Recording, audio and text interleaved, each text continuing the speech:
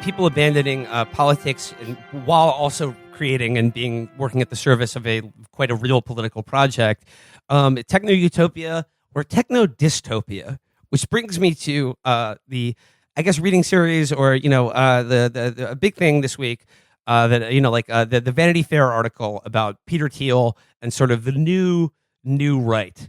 And this kind of like the strange new places that they're taking the demanding a society owned and controlled by billionaires is going. So it's actually it's a good article. It's interesting. I think there's some like a pretty interesting like I don't know portrayal of like who these people are and like how they think of themselves and like just where this is all going. So this is by James Pogue in Vanity Fair, Inside the New Right, where Peter Thiel is placing his biggest bets.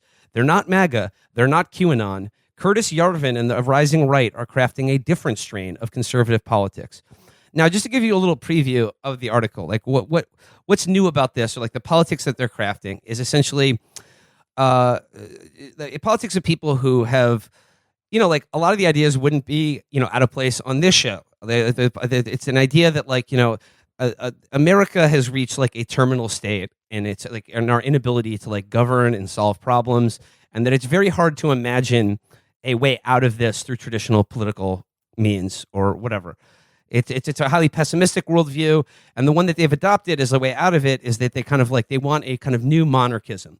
They want an American Caesar, whether it's Trump or someone like like a Thiel like techno overlord, to sort of seize power and through extra constitutional means, like, just simply like do away with the messiness of democracy and the sclerotic nature of the institutions that govern us, and kind of like sort of change society for the better, in their mind, for the benefit of like, working class families and like single income homes where you can like, go to church and raise your kids and kind of like a clean, safe, and ordered society that is like, that respects tradition.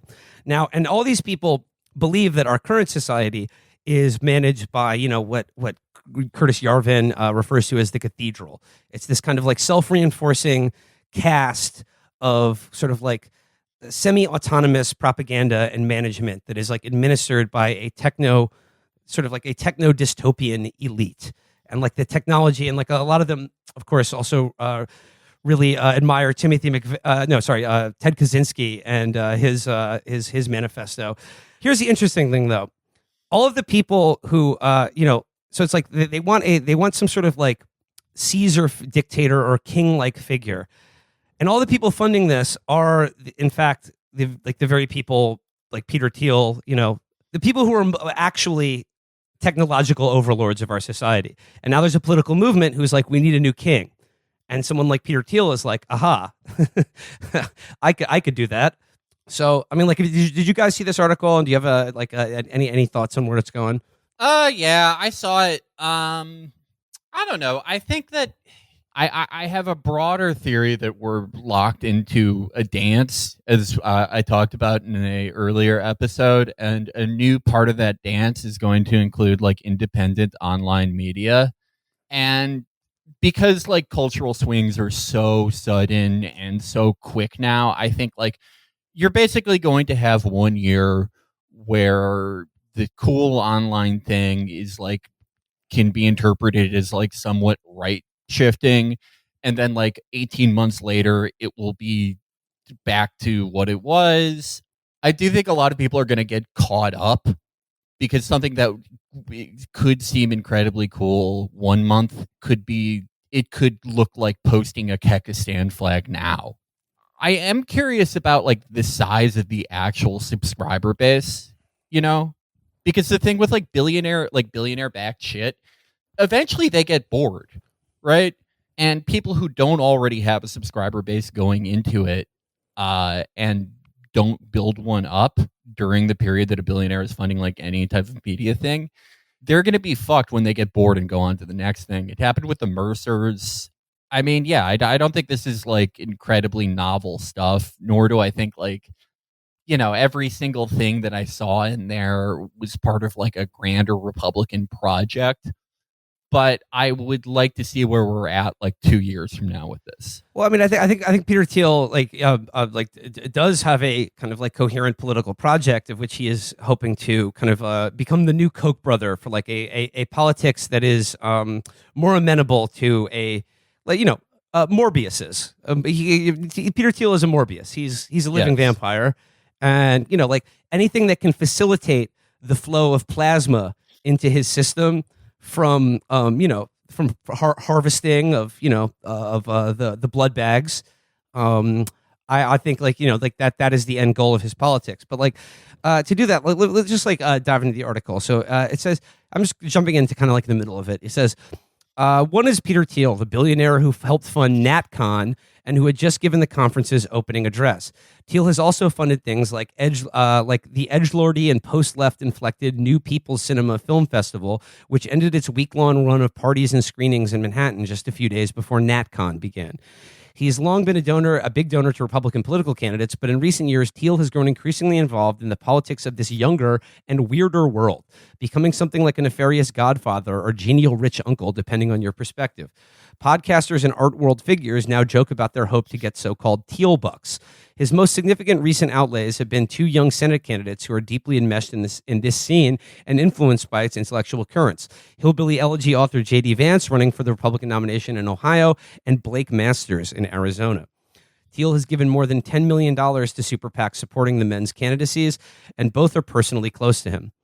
So it's like, sort of skipping ahead here, it says these three, Thiel, Vance, Masters, are all friends with Curtis Yarvin, a 48-year-old ex-programmer and blogger who has done more than anyone to articulate the world historical critique and popularize the key terms of the new right.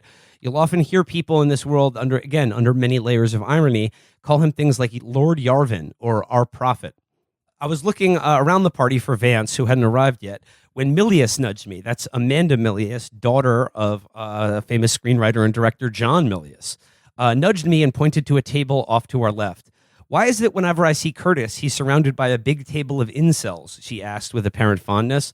I spotted Yarvin, a slight bespectacled man with long dark hair, drinking a glass of wine with a crowd that included Josh Hammer, the national conservatism-minded young opinion editor of Newsweek, and Michael Anton, a Machiavelli scholar and former spokesman for Trump's National Security Council. Michael Anton, you might remember, is the guy who wrote a book about how Machiavelli would dress in sort of modern men's fashion. Oh yeah, and the United Flight 93 election. Yeah. Honestly, this guy, he's selling Michael Anton short. I think of him really more as a scholar of fashion and, do's and don'ts for like how to wear cufflinks and comb your hair. That is one thing I think is interesting about this article. There aren't that many new faces in it. No, not really. Like it's all kind of people that we've like heard from, though I guess that is just going to be part of the dance too. It's just we're going to get the same people for 20-year stretches in everything. Speaking of people that we've heard about quite a bit on this show, he says, this new right is heavily populated by people with graduate degrees, so there's a lot of debate about who's in it and whether or not it even exists. At one end are the NatCons, post-liberals and traditionalist figures like Benedict Option author Rod Dreher, who envision a conservatism reinvigorated by an embrace of localist values, religious identity, and an active role for the state in promoting everything from marriage to environmental conservation. But there's also a highly online set of Substack writers, podcasters, and anonymous Twitter posters, our true intellectual elite, as one podcaster describes them. This group encompasses everyone from rich crypto bros and tech executives to back to the landers, to disaffected members of the American intellectual class, like Up in the Air author Walter Curran, whose fulminations against groupthink and techno-authoritarianism have made him an unlikely champion to the dissident right and heterodox fringe. Actually, I used to work with Walter Curran back at Live Right. He was a smart guy. I liked him.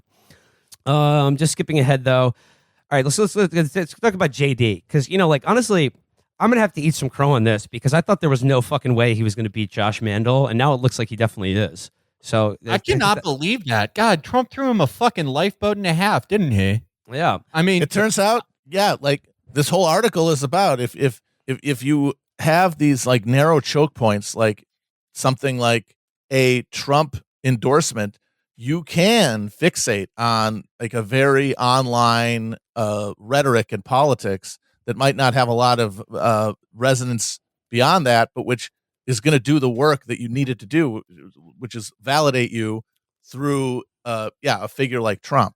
So it says, Vance believes that a well-educated and culturally liberal American elite has greatly benefited from globalization, the financialization of our economy, and the growing power of big tech.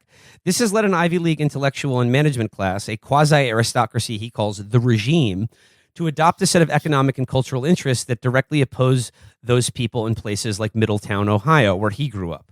In the Vancian view, this class has no stake in what people on the new right often call the real economy, the farm and factory jobs that once sustained middle-class life in America. This is a fundamental difference between new right figures like Vance and the Reaganite right-wingers of their parents' generation.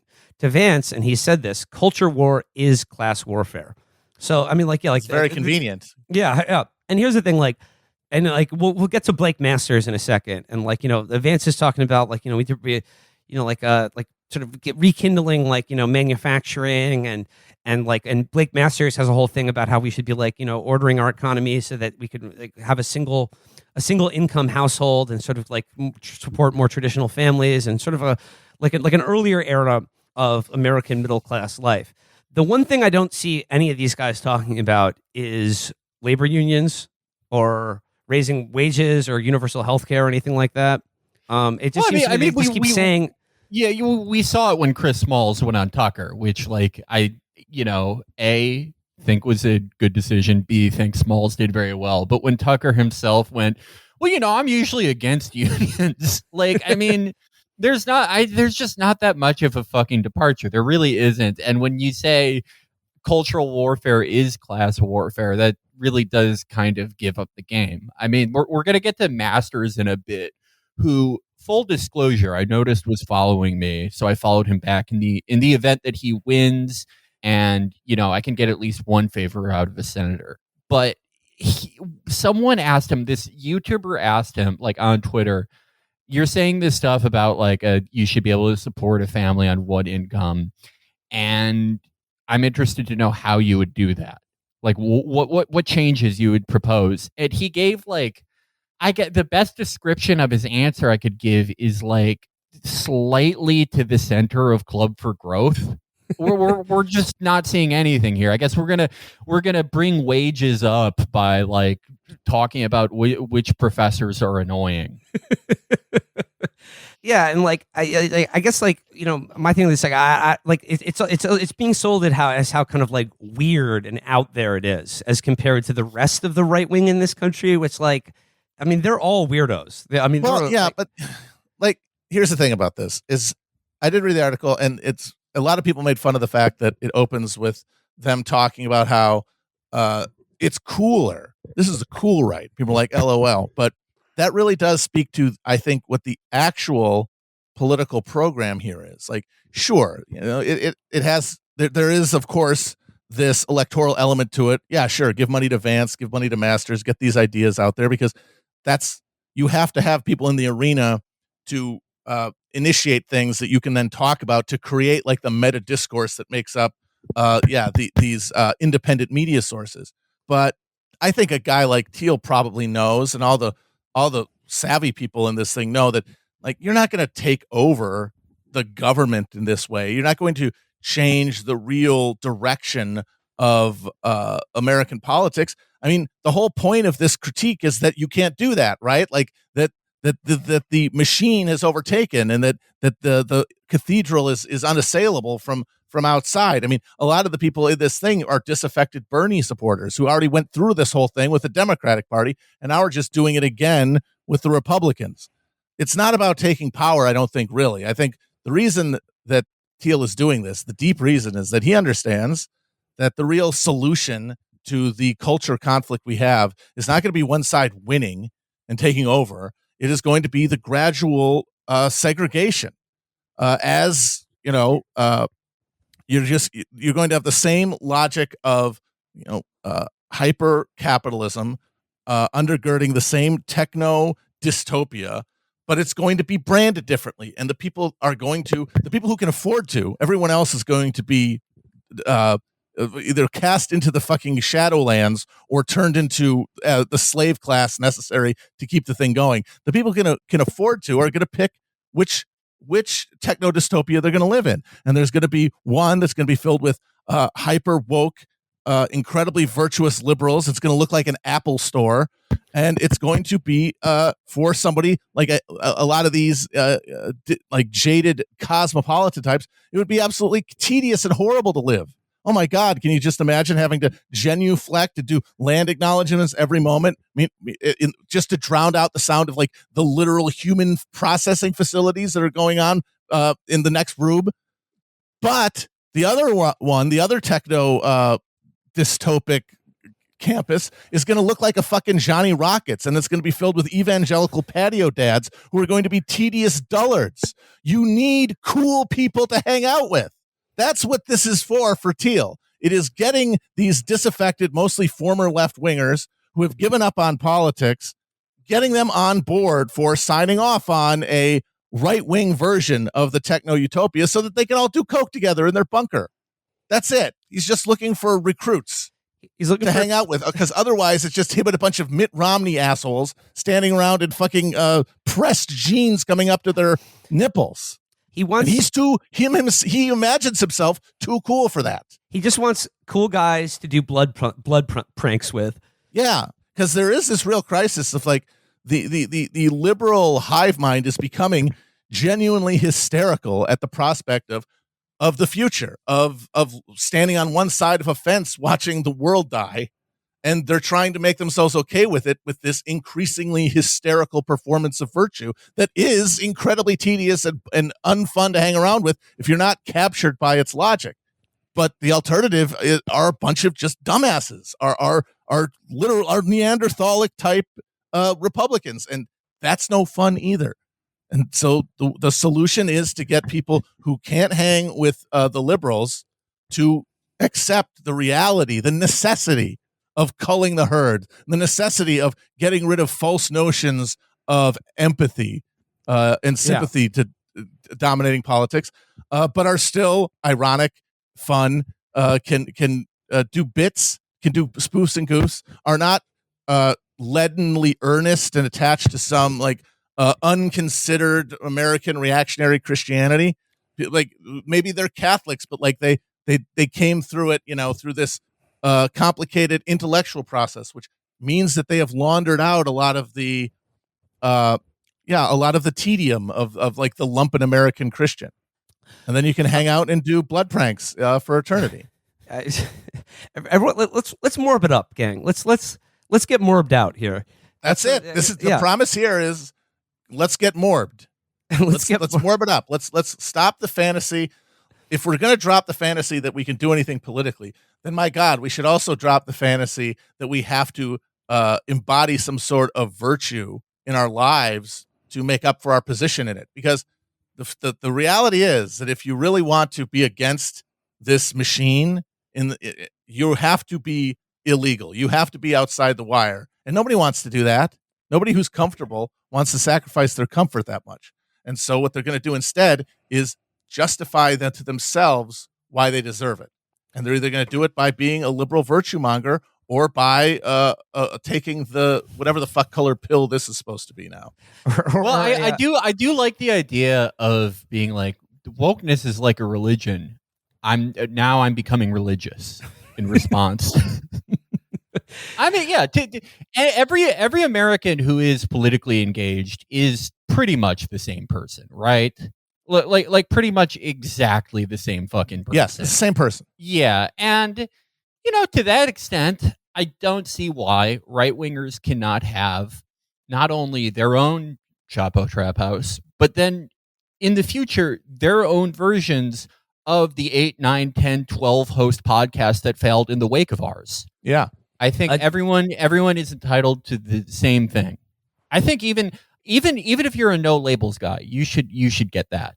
Just a little bit more on Yarvin. Pogue writes, this is not a conspiracy theory like QAnon, which presupposes that there are systems of power at work that normal people don't see. This is an idea that the people who work in our systems of power are so obtuse that they can't even see they're part of a conspiracy. The fundamental premise of liberalism, Yarvin told me, is that there is this inexorable march toward progress. I disagree with that premise. He believes that this premise underpins a massive framework of power. My job, as he put it, is to wake people up from the Truman Show. It says here, That's my favorite intellectual text. but the winds are shifting. He told me about how he'd gone to read poetry in New York recently at the Thiel-funded NPC Fest. A bunch of lit kids showed up, he said, grinning. I'd grown into adulthood in the New York lit kid world. Even a few years ago, there was no question that anything like this could have happened. But now Yarvin is a cult hero to many in the ultra-hip crowd that you'll often hear referred to as the downtown scene. I don't even think Antifa bothered to show up, Yarvin said. What would they do? It's an art party. Yarvin has asked his new girlfriend, Lydia Lawrenson, a 37-year-old founder of a progressive magazine, to vet me. The radical right turn her life had taken had created complications. One of my housemates was like, I don't know if I want Curtis in our house, she told me. And I'm like, okay, that makes sense. I understand why you're saying that. Lawrenson had been a well-known blogger and activist in the BDSM scene back when Yarvin was the central early figure in a world of neo-reactionary writers, publishing his poetry and political theory on the blogger site under the name Mencius Moldbug.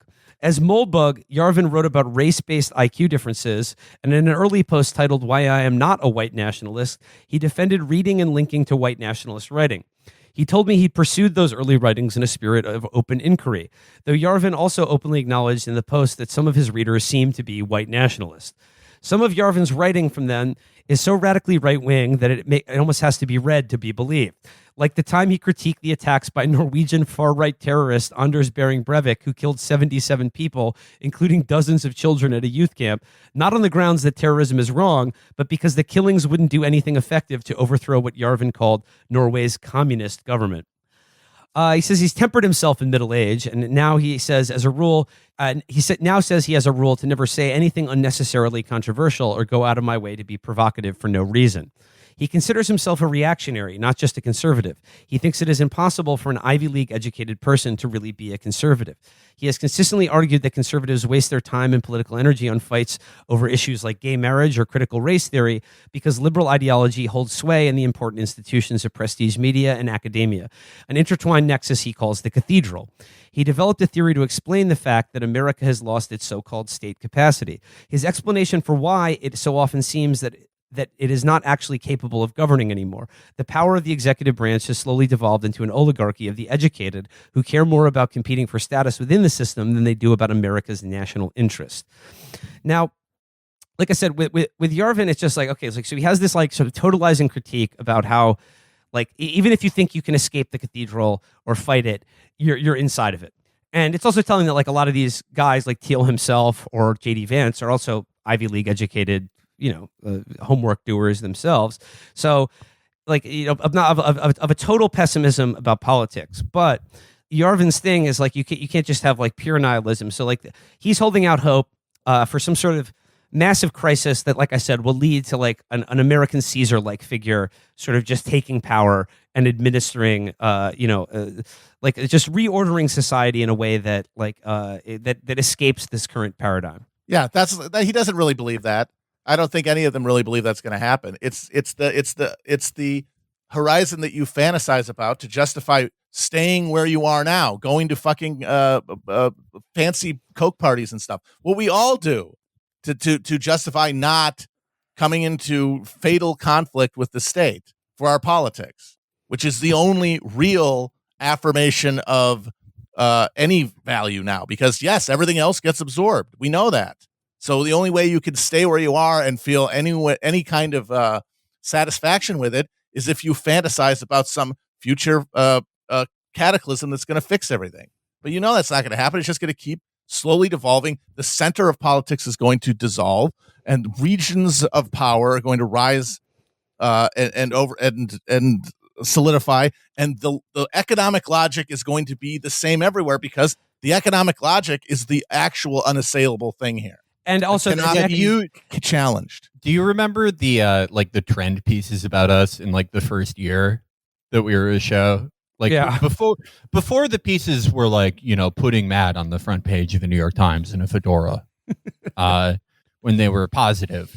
I am moved by the similarity because when Yarvin talks about going to the NPC Fest where I would have gone if I could have met some of my favorite characters from Skyrim, if it's a real NPC fest. But the thing where it's like, for the first time in a while, there were like hip young kids there. I mean, how many words were written about how, and not making an equivalence between these entirely, but like, oh, DSA meetings used to be like a bunch of 65-year-olds who would pass a non-binding resolution every year who would say Hugo Chavez was a dictator and not a real socialist. Now all these cool young people are here.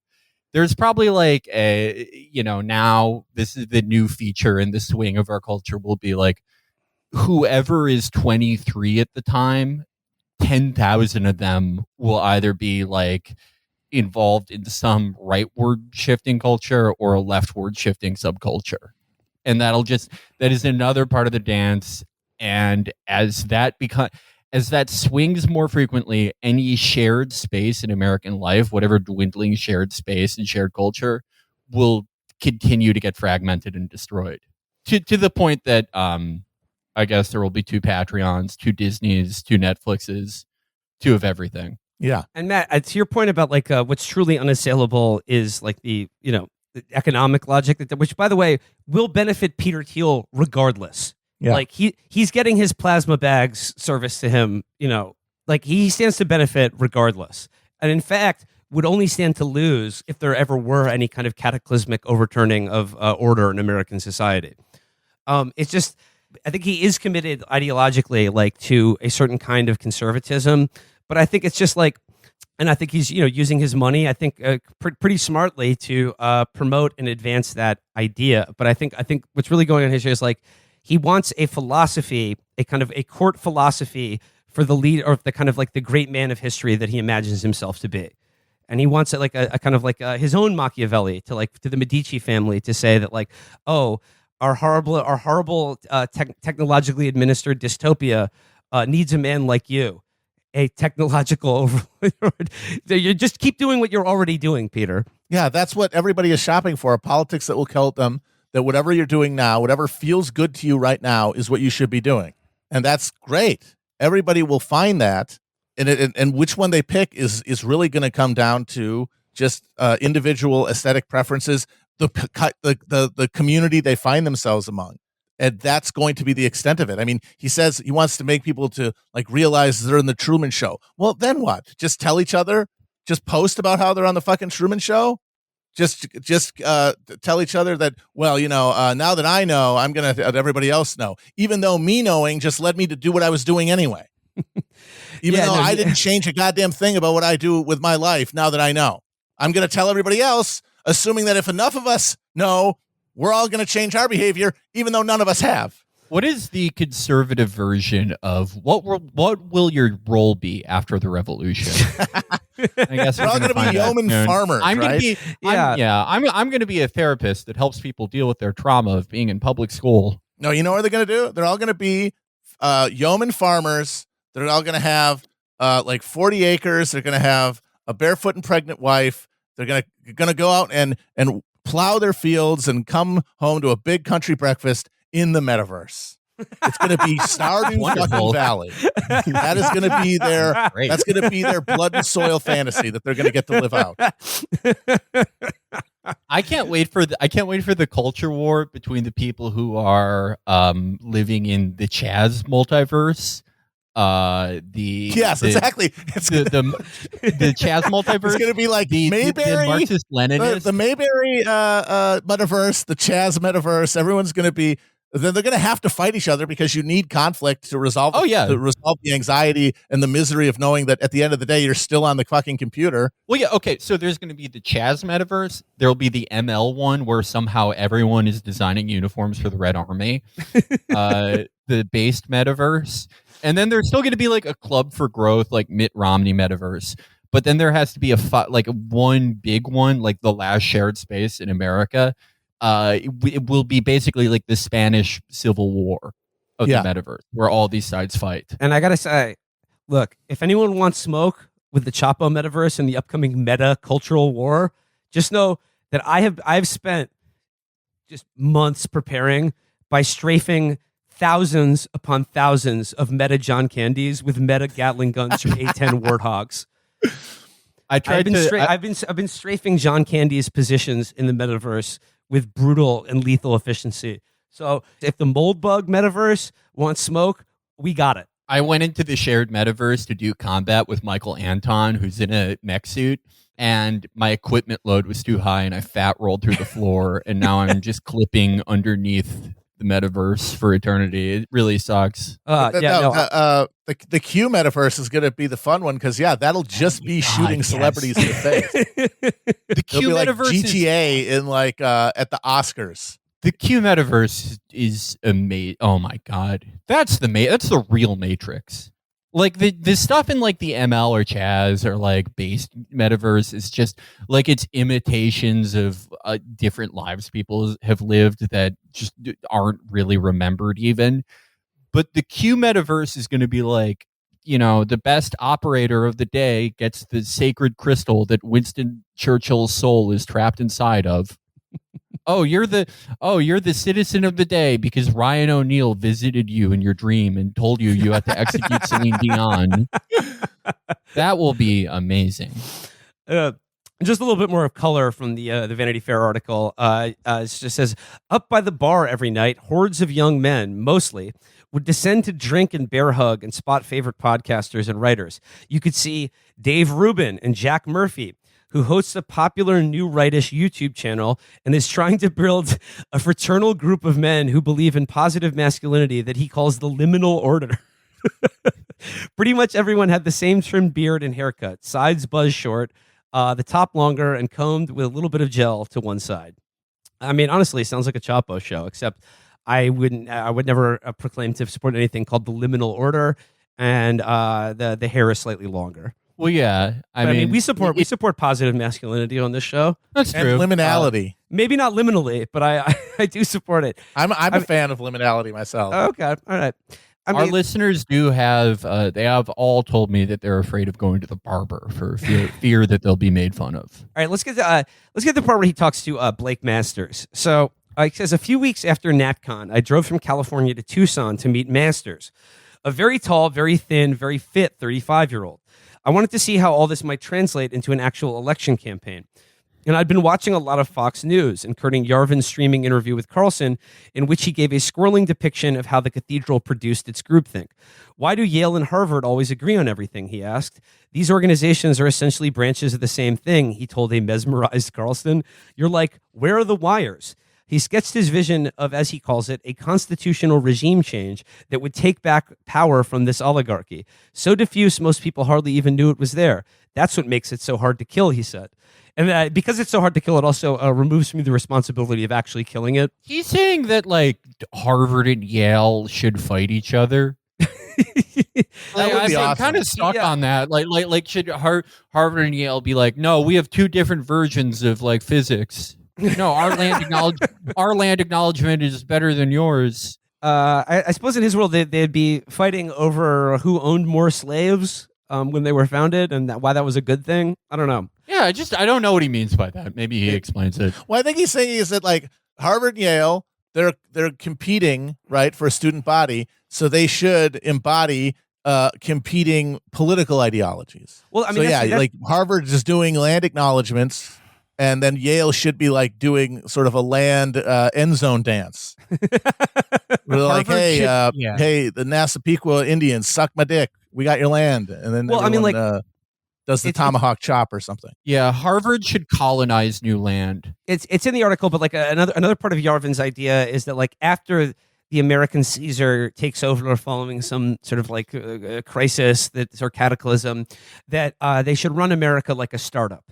So this is this is the level of like I said, a very dangerous and certainly and radical ideas that I find quite frightening. Yeah, I haven't heard ideas this bold since the Republican Revolution of 1994. Wait, the government should be run like a business? What? No way. If even one of these new terrifying nationalistic conservatives, if even one of them cracks the code on how the government should have a budget like a family does, then we're fucked. It's over for us. My God, a president who has an MBA? Could you imagine? Did you guys know that when Hitler was looking for Santa Claus in Antarctica to find esoteric knowledge, he found ancient runes that depicted a balanced budget amendment?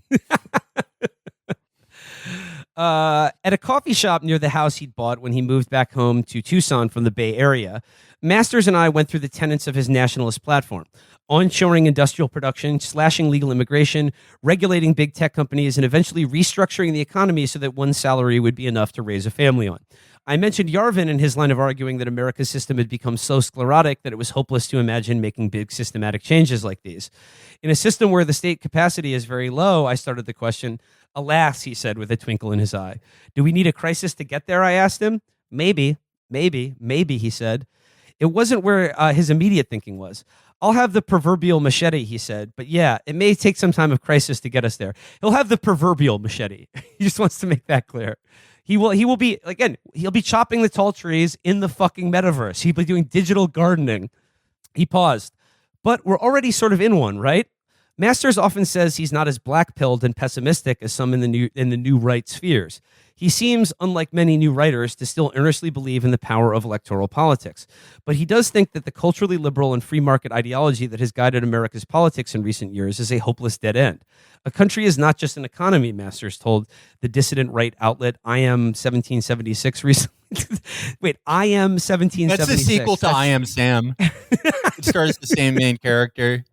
Wait, so I just once again, this is like the dissident new right, and the name of this outlet is like the spirit of 1776. You also need a conception of yourself as a nation, as a people, and as a culture. And that's what America is increasingly lacking today. It's true that I'm incredibly hopeful, he said to me. I think it's really bleak. I think the default is continued stagnation, and maybe you get the crisis in 5 years, or maybe it's 30 years from now. He told me he didn't like to use terms like the Cathedral and use the regime less often than Vance, although I later noted that he used this latter phrase frequently with interviewers on the dissident right. The regime sounds sexy, right? He said to me, it's a tangible enemy. You could just grapple with it in the right way. You can topple it. And I think it's actually just a lot less sexy and a lot more bureaucratic, he said. But I've read that stuff, and I see what it means. He goes, we drove together to a campaign event talking about everything from how technology is reshaping our brains to environmental policies. Both of us circling from different political directions to an apocalyptic place. I do think we're at a moment of crossroads, he said, and if we play it wrong, it's the dark ages. Masters has publicly said he thinks everyone should read the Unabomber's anti-tech manifesto, Industrial Society and Its Future, which may sound strange for a young tech executive running to serve in the United States Senate. But to Masters, Kaczynski's critique was a useful analysis of how technology shapes our world and how degrading and debasing it can be to human lives. I think it's so interesting, like I said, that these guys love Ted Kaczynski, and they're talking about the ways in which I think they read him because that's a very smart book to read if you were looking to become a tech billionaire or millionaire. Because I think they read it as an instruction manual about how technology can debase and degrade human life for fun and profit. I kind of think that Ted Kaczynski's work for right wingers and more aptly dissident right kind of online figures, that's the Ibrahim Kendi book for them. Because they all love reading it and being like, oh my God, he's so right. And then on screens 28 hours a fucking day. It's the exact same thing. He goes, I asked whether he thought the core of his project was a fight against a consumerist techno-dystopia that many on the left have also come to fear. He said yes. I asked why, if that was the case, it almost never came across in his mainstream media appearances. That's interesting feedback, he said, that it's not coming through. I go on, and it's the tail end of a B block, and I've got 2 minutes to talk about Kyle Rittenhouse, he said earlier, talking about his spots on Fox News. And it's well, the left is insane, and this kid shouldn't have been on trial, and they're punishing him for being a white guy who defended himself with an AR-15. Conservative media seems to thrive on culture war touchpoints as much as all the rest of it. I feel like I'm willing to go there, he said, but you can't do that on Laura Ingram's sound bites. He was a little less rosy about the future with some interviewers than he was with me. We need someone with their hand on the tiller who understands where we've been and where we need to go, he told the podcaster Alex Kashuda recently. Otherwise, we will totally get owned by the progressive left. And the progressive left just remains the enemy. It's the enemy of true progress. It's the enemy of everything that is good. I asked if he could give me a vision of what he thought victory for his side would look like. It's just families and meaningful work, he said, so that you can raise your kids and worship and pursue your hobbies and figure out what the meaning of it all is. In the metaverse. Yeah. Pretty much anyone could agree with this, and pretty much anyone could wonder how it is that this sort of thing has come to seem radical or distant from the lives of so many people growing into adulthood today. It just feels so networked, he said. It's so in the matrix. So once again, it's like that's the cathedral right there, because the metaphors you use to describe your technological impression are the products of that same engine of cultural reproduction. Yeah. I mean, the thing that they're trying to, honestly, everybody is trying to do more than anything is reject and deny the unassimilatable truth that everyone's the same. Everybody has been turned into, in practice, like in their habits and preferences, in every meaningful way, into the same person. And that politics is just a way to imagine oneself differently, enough to assuage the anxiety of that process of homogenization. Yeah, that is why politics is for freaks, because only freaks cannot reconcile the fact that they are the same. All right, and just finally, let's get to him talking to J.D. Vance. So he says, a couple of hours later, I found Vance standing up by the bar, surrounded by a circle of young and identical-looking fanboys. I went over. He asked what I thought of the speech, and he suggested we find somewhere to talk. He asked me to turn my recorder off so we could speak candidly. I agreed with regret, because the conversation revealed someone who I think will be hugely influential in our politics in the coming years, even if he loses his Senate primary, as both of us thought was possible. It also revealed someone who is in a dark place, with a view that we are at an ominous turning point in American history. He didn't want to describe this to me on the record, but I can show it anyway because he already says it publicly, and you can hear it too. That night, I went up to my hotel room and listened to a podcast interview Vance had conducted with Jack Murphy, the big, bearded head of the Liminal Order men's group. Murphy asked how it was that Vance proposed to rip out America's leadership class. Vance described two possibilities that many on the new right imagine: that our system will either fall apart naturally, or that a great leader will assume semi-dictatorial powers. So there's this guy, Curtis Yarvin, who has written about some of these things, Vance said. Murphy chuckled knowingly. So one option is to basically accept that this entire thing is going to fall on itself, Vance went on. And so the task of the conservatives right now is to preserve as much as can be preserved, waiting for the inevitable collapse of the current order. He said he thought this was pessimistic. I tend to think we should seize the institutions of the left, he said, and turn them against the left. We need a de-Bathification program, a de-wokeification program. But again, like, I just have to ask, what would that actually look like? Seizing the institutions of the left? I don't know. That would take some sort of dictatorial process. I mean, that would take It cannot be done. What it can be done is, as Felix says, is creating parallel versions of them that are separate and probably headquartered in a different geographic area. Yeah, like Austin versus this San fantasy Francisco. of conquering the center, it will never happen. The center will just dissolve, and then you will just have to create mirrored versions of these institutions held by your people. That's the closest thing to power that can really be pursued. But you can't really pursue that because we still all have to maintain the kayfabe that this is going to maintain the structure of like a single social unit, which it already isn't. Yeah, and if you de-Bathify Harvard or Yale, if you de-wokify them, you're just going to start the woke state of Cambridge, Massachusetts. Okay, and you don't like your troops will be captured and made to do land acknowledgments on camera. I mean, all your barefoot and pregnant women will be kept in cages.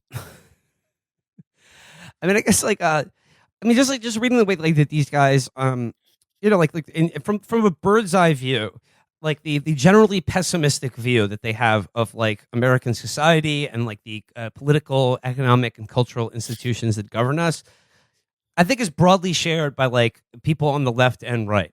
So like I'm just like, you know what I mean? Like it's just like their prescriptions for it, I think, are ludicrous. But I think that they're like you said at the beginning about like people going from left to right is like the oldest thing in the book. It happens all the time, and I think it's just a matter of like how much you want to like feel like a loser as things continue to get worse and worse. Yeah. How you want to feel like you're in charge somehow. Yeah, exactly. You're participating in something, that you're not just having history roll over you. So to that end, he says, we are in a late Republican period, Vance said, evoking the common new right view of America as Rome awaiting its Caesar. If we are going to push back against it, we're going to have to get pretty wild and pretty far out there and go in directions that a lot of conservatives right now are uncomfortable with. I mean, like, again, like left unsaid is like, what are those directions that like the current conservative movement would be uncomfortable with? Is it strengthening? It certainly isn't strengthening labor unions or anything like universal health care, which might actually ameliorate the problems about, like starting families and having a single income household or whatever, or like having meaningful work or having work that doesn't drain you of like your sense of what Master said about like meaningful work that like gives you the ability to like live life on your own and sort of figure out what the meaning of it all is. Well, I mean, like that's not the way things are going now, and it's certainly not being helped along the way by people like Peter Thiel or Jeff Bezos or fucking Bill Gates.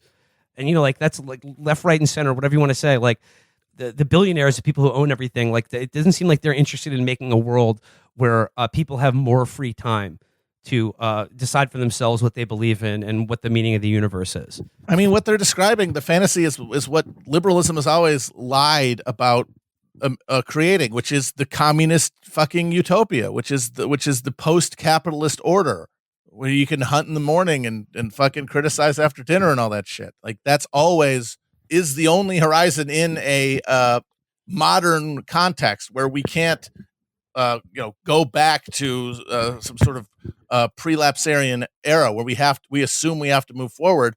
Moving forward means abolishing capitalism collectively, but like the chance to do that, I think a lot of people are coming to realize has passed. The social tools to challenge capitalism meaningfully from the center have been totally destroyed, and so all that's left is creating fantasies that the particular flavor of capitalist, nightmare dystopia that's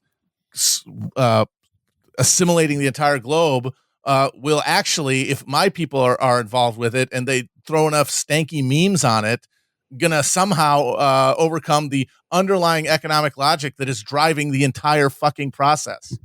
Yeah. I can't wait for their version of 2017, where you have to, instead of luxury space gay communism, luxury space heterosexual basedism. That there's going to be a post-scarcity world where everyone can be based, where everyone will be friends. Mm-hmm. Yeah, everyone gets friends. Yeah, everyone has friends. But just wrapping it up here, like in terms of this dystopian world that we're all imagining here, he says, I'd asked Vance to tell me on the record what he'd like liberal Americans who thought that what he was proposing was a fascist takeover of America to understand. He spoke earnestly. I think the cultural world you operate in is incredibly biased, he said, against his movement and the leaders of it, like me in particular. So it's just like, yeah, the people who politically oppose me are biased against my worldview and would actually seek to prevent me from leading it. Okay. He goes on to say, he encouraged me to resist this tendency, which he thought was the product of a media machine leading us towards a soulless dystopia that none of us want to live in. That impulse, he said, is fundamentally in service of something that is far worse than anything in your wildest nightmares than what you see here. Okay, but again, like I wish James Pogue or someone would have like get him to sketch out. Okay, like what is the worst scenario? Like what is the scenario you're talking about here? Is it just more of the same? Because like that's a nightmare scenario to me too. But like I mean, he's waving away that like I know a fascist takeover America seems disturbing to you, but if we don't do it, the end result is going to be something really scary for you. And I would have liked him to like just I want to hear that.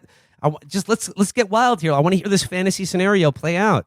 I don't think it's like I don't think it's like that different from anything you've seen them describe. I think it would be like, bug world. Your job is Bitcoin mining for Facebook, like as we've made fun of that type of thing. But also like there are just woke prosecutors everywhere, and there's just crime, just nonstop crime. Like one crime happens to every one person every week.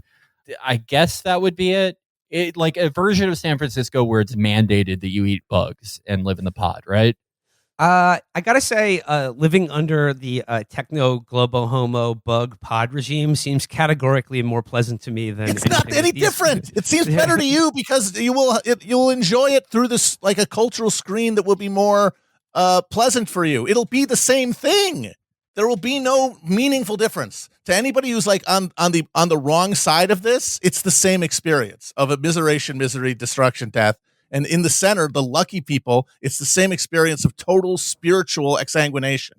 It's just whether it will be told, the story that will tell you about what's happening will make you feel like you are participating, that you are somehow in charge of your life, and that justice in some way is being meted out. That will be, and that those will be just different modules for the same program that's going to be running everywhere. Basically, just like to end the article, JD Vance has a hangover. That's how the article ends.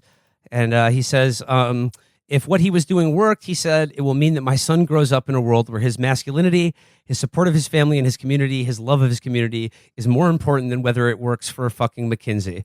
So, you know, I hope that JD Vance's son doesn't have to work for McKinsey.